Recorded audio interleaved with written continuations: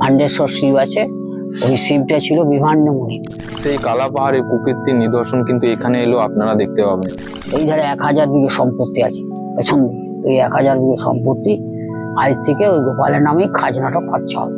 স্বপ্ন আদেশ হলো, মানে শিবের স্বপ্ন আদেশ হলো মহাদেবের। গুড মর্নিং এভরিওয়ান, সকলকে মজনু বিদ্যুৎ ইউটিউব চ্যানেলে স্বাগত। আর আমি বিদ্যুৎ আবার নতুন একটি ভিডিও নিয়ে চলে এসেছি সকলের সামনে। বন্ধুরা, প্রাচীনকাল থেকে এই বীরভূমে ছিল বিভিন্ন ঋষিমুনির আশ্রম। এর আগে আমি আপনাদের দেখিয়েছিলাম পশ্চিমবঙ্গের বীরভূমের একমাত্র দুর্বাসা মুনির আশ্রম দুবসা গ্রামে। আর আজ আমি আপনাদের নিয়ে যাব বিভাণ্ডক মুনির আশ্রম ভান্ডির বনে, যেখানে রয়েছে 250 বছর পুরনো শিব মন্দির ও গোপাল মন্দির। এবং কি ছিল এই ভান্ডির বনের ইতিহাস এবং কিভাবে ভান্ডির বনে আসবেন, সমস্ত তথ্য আমি ভিডিওটির মাধ্যমে তুলে ধরবো। আশা করছি ভিডিওটি ভালো লাগবে, আর ভালো লাগলে লাইক, কমেন্ট এবং শেয়ার করতে ভুলবেন না। সো বন্ধুরা, বেশি কথা না বলে ভিডিওটি শুরু করা যাক, দেখা হচ্ছে। বীরভূম জেলার এক অচেনা গ্রাম ভান্ডির বন। বীরভূমের সদর শহর সিউড়ি থেকে আজমোড়া যাওয়ার পথে 9 কিলোমিটার দূরে এই গ্রাম। বন্ধুরা, ভান্ডির বন যাওয়ার জন্য আপনাদেরকে প্রথমে আসতে হবে সিউড়ি এসে এসপি মোড়ের ডাউনে যে লম্বেদাপুর মোড় রয়েছে, এই লম্বেদাপুর মোড়ের যে সোজা রাস্তাটি চলে গিয়েছে সেটি হয়ে আপনারা ভান্ডির বনে যেতে পারেন। প্রথম দিকে শহরে পরিবেশের মধ্য দিয়ে কিছু দূরে যাওয়ার পরে গ্রামের নির্ভেজাল প্রকৃতির মধ্য দিয়ে পথ চলতে হবে। বড় চাতুরি স্বাস্থ্যকেন্দ্র পেরিয়ে ডান দিকে গোপাল মন্দিরের পথের নির্দেশিকা চোখে পড়ে। হুগমাপুর মোড় এসে ডান দিক বরাবর যে রাস্তাটি চলে গিয়েছে সেটি হয়ে মন্দিরে যাওয়া হয়। ডান দিকে ছায়াঘেরা গ্রামীণ অপরিসর রাস্তা দিয়ে কিছু দূর গিয়ে ভান্ডির বন গ্রামে পৌঁছানো যায়। বন্ধুরা, ভান্ডির বন প্রবেশ করে আপনারা প্রথমে দেখতে পাবেন একটি রাসমঞ্চ রয়েছে এবং তারই একটু দূরে রয়েছে গোপাল মন্দির, যেগুলি আমি আপনাদের আস্তে আস্তে দর্শন করাবো। এবং তারপরে রয়েছে ভান্ডেশ্বর শিব মন্দির।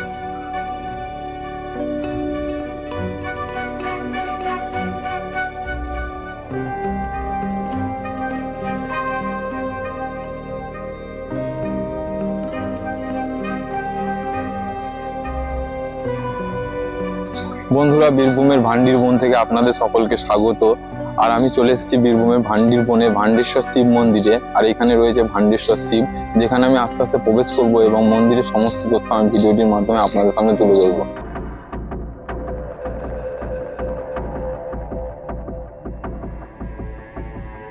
এই মন্দিরকে জানতে হলে আমাদের পিছিয়ে যেতে হবে 1754 খ্রিস্টাব্দে। মুর্শিদাবাদের নবাব তখন আলীবর্দী খাঁ। রামনাথ ভাদুড়ী ছিলেন তার উচ্চপদস্থ কর্মচারী। ঠিক সেই সময় এই ভান্ডির বন অঞ্চলের অধিপতি ছিলেন আসাদুল জামান খাঁ। তার প্রচুর খাজনা বাকি থাকায় আলীবর্দী খাঁ রামনাথ ভাদুড়ীকে এখানকার খাজনা আদায়ের জন্য পাঠান। রামনাথবাবু এখানে আসার পর থেকেই নানান অলৌকিক ঘটনার সাক্ষী হতে থাকেন। শেষ পর্যন্ত শিব মাহাত্ম্যে মুগ্ধ হয়ে এখানকার বহু খাজনা মুকুব করিয়ে দেন। আসাদুল জামান খান ও খুশি হয়ে তাকে ভান্ডির বন, রায়পুর, বীরসিংহপুর ও আরাইপুর মৌজা দান করেন। কিন্তু রামনাথবাবু এই জমি নিজে না নিয়ে সেগুলি ভান্ডেশ্বর শিব, গোপালদেব, বীরসিংহপুরের কালীমাতার পুজোর নিত্যসেবা ও ভোগের জন্য উৎসর্গ করেন। শুধু তাই নয়, তিনি মুর্শিদাবাদ থেকে কারিগর আনিয়ে ভান্ডির বনে গোপাল ও শিবের মন্দির নির্মাণ করান। জানা যায় বহু আগে এই জায়গা ঘন জঙ্গলে ভর্তি ছিল। এই জঙ্গলেই কঠোর তপস্যায় সিদ্ধিলাভ করেন বিভাণ্ডক মুনি। সম্ভবত তার নাম অনুসারে এই স্থান বিভাণ্ডক বন নামে পরিচিত ছিল, যা কালক্রমে ভান্ডির বন নামে পরিচিত হয়। বন্ধুরা, আমাদের সবারই শোনা এবং জানা কালা পাহাড়ের কথা, যার কুকীর্তির নিদর্শন অনেক জায়গায় আমরা দেখেছি এবং পড়েছি। সেই কালা পাহাড়ের কুকীর্তির নিদর্শন কিন্তু এখানে এলেও আপনারা দেখতে পাবেন। এখানে একটি বড় মন্দির ছিল বহু পূর্বে, সেটি কালা পাহাড় এসে ভেঙে দেয়, যার ধ্বংসাবশেষ এখনো রয়ে গিয়েছে এই ভান্ডির বনের সামনের যে মন্দিরটি আছে সেখানে কিন্তু এখনো ভগ্নপ্রায় মূর্তিগুলি আছে, আপনারা এলে দেখতে পাবেন।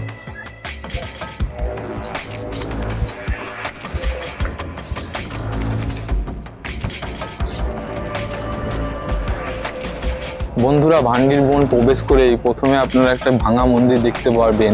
তারপরে আপনারা দেখতে পাবেন নন্দী মহারাজের একটি বড় মূর্তি এখানে রয়েছে এবং তারই পাশে রয়েছে একটি শিব মূর্তি।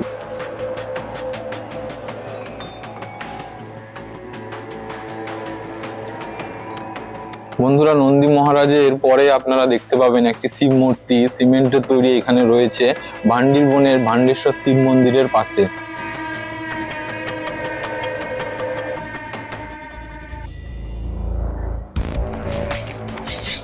বন্ধুরা, ভান্ডির বনে যে বড় শিব মন্দিরটি রয়েছে তারই পাশে কিন্তু একটি ছোট মন্দির রয়েছে, সেখানেও কিন্তু একটি ছোট শিবলিঙ্গ রয়েছে। আপনারা ভান্ডির বন এলে প্রথমে এটা দেখতে পাবেন, তারপরে মন্দিরের চূড়াটা আপনারা দেখতে পাবেন ভান্ডির বন।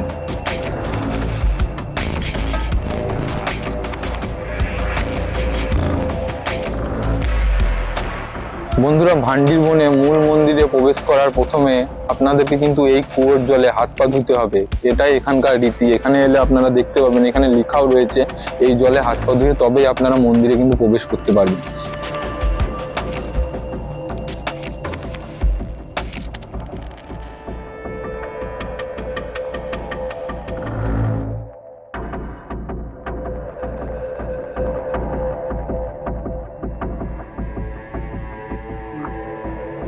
বন্ধুরা, এই ভান্ডেশ্বর শিব মন্দিরে যে চূড়াটি দেখছেন এটির উচ্চতা প্রায় 150 ফুট হবে, আর এর নির্মাণকাল 1754 আশেপাশে জানা যায়।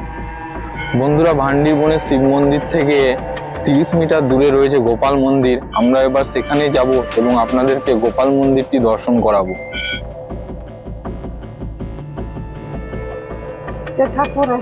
কি ঠাকুর আছে এখানে? গোসাই বাবা, গোসাই মা। বন্ধুরা, গোপাল মন্দির যাওয়ার পাশে একটি আশ্রম রয়েছে যেটি আপনাদেরকে ঘুরে দেখাবো।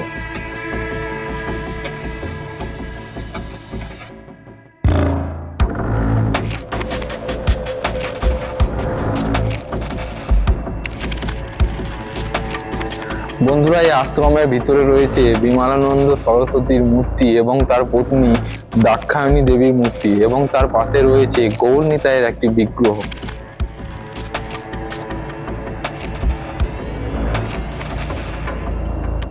বন্ধুরা, যে গোপাল মন্দিরের কথা আপনাদের বলেছিলাম এটি হচ্ছে সেই গোপাল মন্দির, যে মন্দিরে আমরা আস্তে আস্তে প্রবেশ করব এবং মন্দিরটি আপনাদেরকে দর্শন করাবো।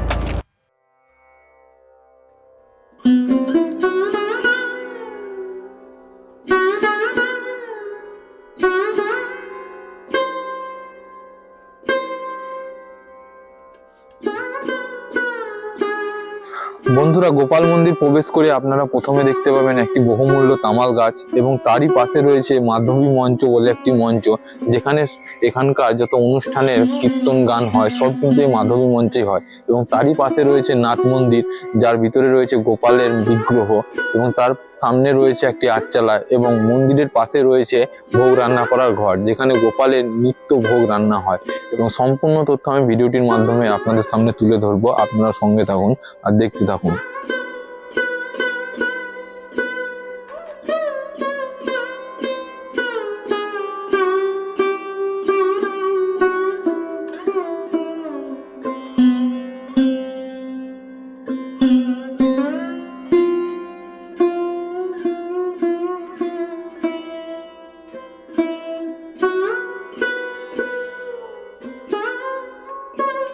বন্ধুরা, ভান্ডির বনের যে ইতিহাস এবং ভান্ডির বনের গোপাল মন্দির ও শিব মন্দিরের যে ইতিহাস সেই সম্পর্কে সম্পূর্ণ তথ্য আমাদের জানাবেন মন্দিরের সেবায়িত উত্তম ঘোষাল। আমার নাম উত্তম ঘোষাল, আমি এখানে পুরোহিতের কাজ করি। সেবায়িত আনন্দ ঘোষাল, ওই যে বসে রয়েছে। হ্যাঁ, তো এখানে দীর্ঘদিন পুজো পূজা হয়, কিন্তু এখানে যখন মুসলমানদের অত্যাচারে ঔরঙ্গজেব কালা পাহাড় অত্যাচার করেছিল বৃন্দাবনের পরে, তখন বিভিন্ন সাধকরা তাদের ঠাকুরগুলাকে নিয়ে বিভিন্ন জায়গায় ঘুরে বেড়াইছিল। এবং এই গোপালজি ঠাকুর, যার ঠাকুর তার নাম ধ্রুব গোস্বামী। হ্যাঁ, সে এই দ্বাদশটা গোপাল বৃন্দাবন থেকে নিয়ে বিভিন্ন জায়গায় ঘুরে ঘুরে বেড়াইছিল। এবং কোনো একদিন কোনো এক সময় এখানে সন্ধ্যা হয়ে যায়, নিয়ে এই পাশে যে ভান্ডেশ্বর শিব আছে, ওই শিবটা ছিল বিভাণ্ড মুনি। হ্যাঁ, ওই মুনির আশ্রমে উনি রাত্রিবাস করেন।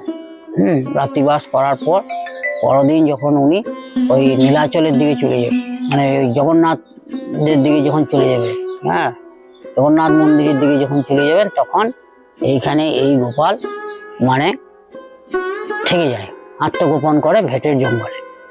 তারপর উনি দেখলেন যে হ্যাঁ, আমার একটা গোপাল নাই।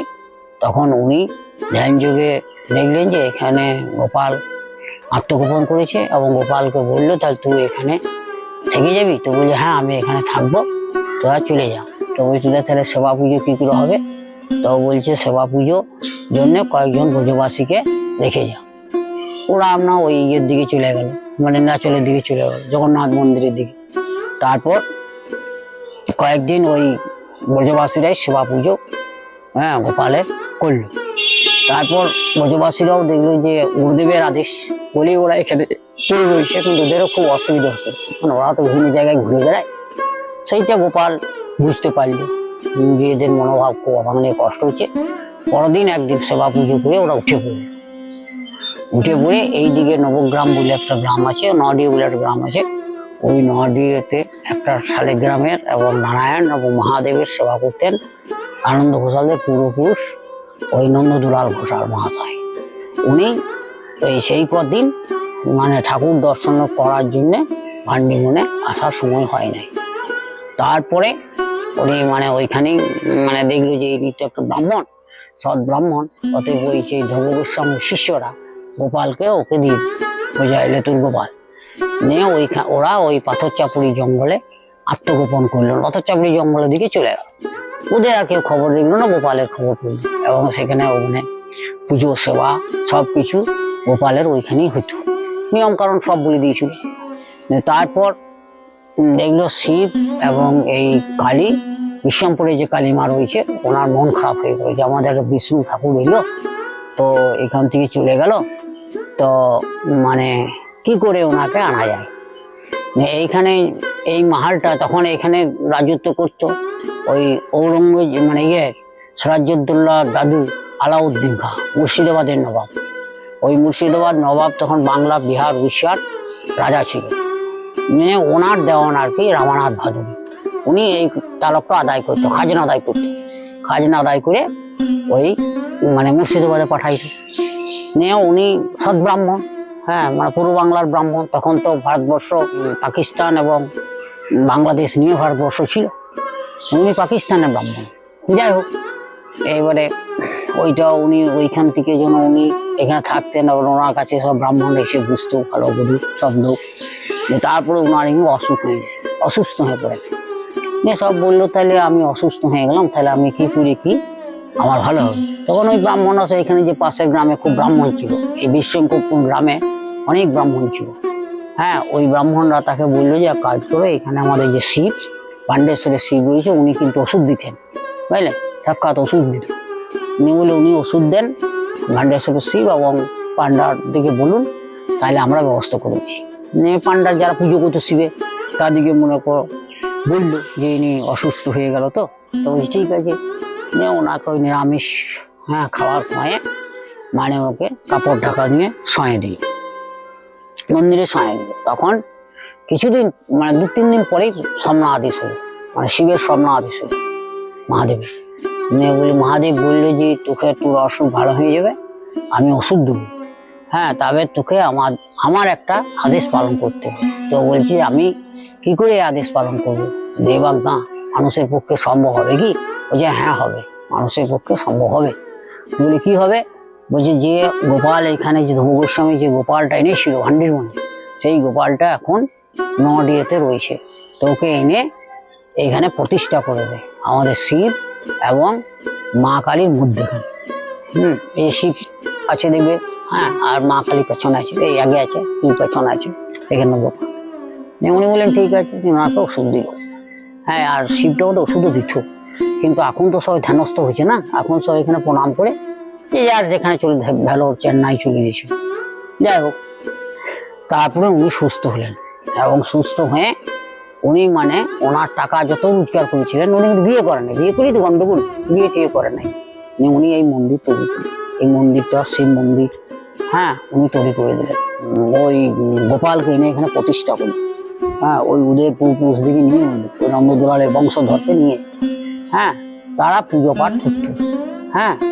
তারপরে এখানে আদায় টাদায় করে, এবং এই খবরটা যখন ওই আলাউদ্দিন খলজির কাছকে গেল, তখন ও বললে ও যাক ঠাকুর, তোমাদের বাঙালির ঠাকুর তুমি প্রতিষ্ঠা করলে, ভাদুরী মহাশয়, তো এক কাজ করুন, তাহলে আপনি ওই এই ধারে 1000 বিঘে সম্পত্তি আছে পছন্দ, ওই 1000 বিঘে সম্পত্তি আজ থেকে ওই গোপালের নামে খাজনাটা খরচা হবে, মানে 1000 বিঘে যে ট্যাক্স সেইটা খরচা হবে।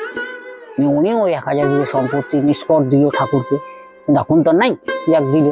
এবং উনি ওই রামনাথ ভাদুড়ী গোপালকে জমিদার করে উনি আবার মারা গেলেন। এবং তখন থেকেই গোপালের সেবা পুজো হচ্ছে। এইখানকার বড় উৎসব হয়েছে, প্রথম উৎসব হচ্ছে এখানকার রথযাত্রা, এটা 1 নম্বর উৎসব, মাঝামাঝি হয়। 2 নম্বর উৎসব হচ্ছে জন্মাষ্টমী, সেটাও মাঝামাঝি সব পুজো পুজো করে। সবচেয়ে বড় অনুষ্ঠান হচ্ছে মানে গোষ্ঠষ্টমী, যেটা কালী পুজোর পরে যে 8 দিন পর যে অষ্টমী হয়, মানে জগদ্ধাত্রী পুজোর আগে, সেটা গোষ্ঠষ্টমীতে গোপালের মেলা টেলা সব কিছু হয়। আর পূর্ণিমায় রাস হয়, রাসটা সবচেয়ে বড় অনুষ্ঠান। তারপরে যখন রাস হয়ে গেল, রাসের পর নবান্ন উৎসব হইল, সেটা লোকালে হয়। তারপরে পৈশালা হবে, পৈশালা মানে বনভোজন, হ্যাঁ, সেটা 21 তারিখে রবিবারে হবে, সেটাও লোকাল হবে। তারপর চৈত্র মাসে দোল হবে, দোল হোলি, এই উৎসবগুলো হয় গোপালে।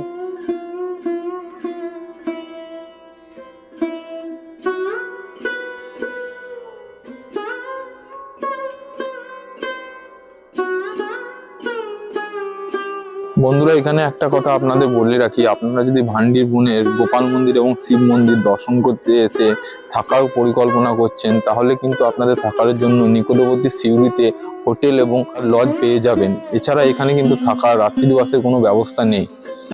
সো বন্ধুরা, ভান্ডির বন দর্শন কেমন করলেন নিচে কমেন্ট করতে ভুলবেন না, এবং ভিডিওটি ভালো লেগে থাকলে লাইক, কমেন্ট এবং শেয়ার করে সকলকে দেখার সুযোগ করে দিন। আর ভবিষ্যতে এরকম ভিডিও পাওয়ার জন্য চ্যানেলটিকে অবশ্যই সাবস্ক্রাইব করে রাখুন। আবারও দেখা হচ্ছে নতুন একটি ভিডিওতে। সবাই ভালো থাকবেন, সুস্থ থাকবেন।